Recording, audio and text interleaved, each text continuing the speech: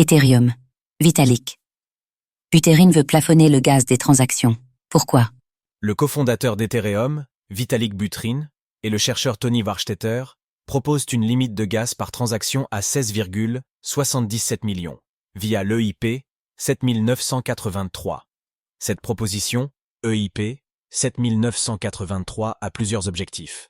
Rendre le réseau plus résilient face aux attaques par déni de service, DOS, mais aussi stabiliser les performances et préparer le terrain aux EKVM.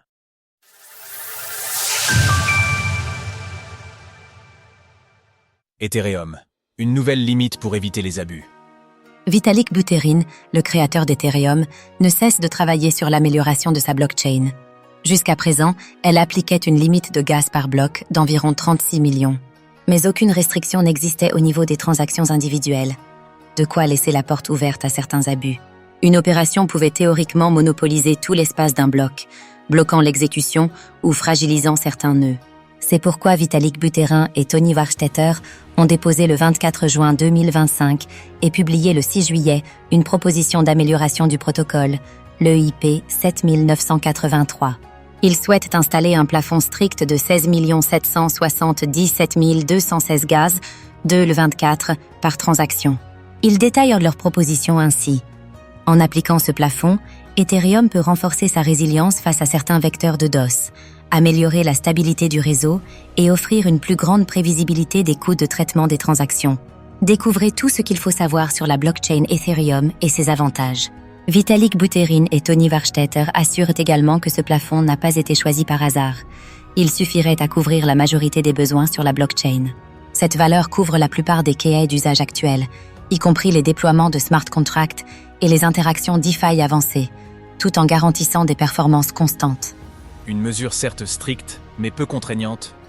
Ainsi, Vitalik Buterin et Tony Warstetter se sont assurés que l'immense majorité des transactions quotidiennes restent largement sous le seuil proposé.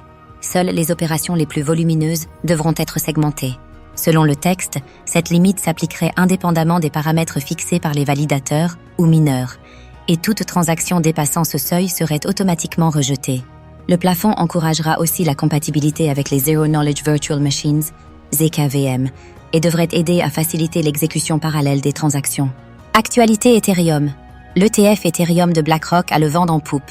750 milliards d'achats d'ETH et aucune vente en juin. Cette nouvelle mesure s'inscrit dans la continuité de la mise à jour Pectra, déployée le 7 mai 2025, qui a porté la limite par bloc de 30 à 36 millions gas. Le but de Vitalik Buterin est ainsi d'augmenter la capacité globale du réseau, tout en bornant les transactions les plus lourdes pour contenir la centralisation des ressources. La proposition EIP 7983 reste à l'état draft. Elle devrait faire l'objet d'ajustements et de discussions, notamment sur la question des cas d'usage ultra complexes, comme les transactions regroupées des roll-ups ou les déploiements massifs de smart contracts. Elle sera débattue lors des prochains appels All Core Devs, mais l'avis général de la communauté semble y être favorable. Pour beaucoup, cette limite est une mesure de bon sens. Retrouvez toutes les actualités crypto sur le site cryptost.fr.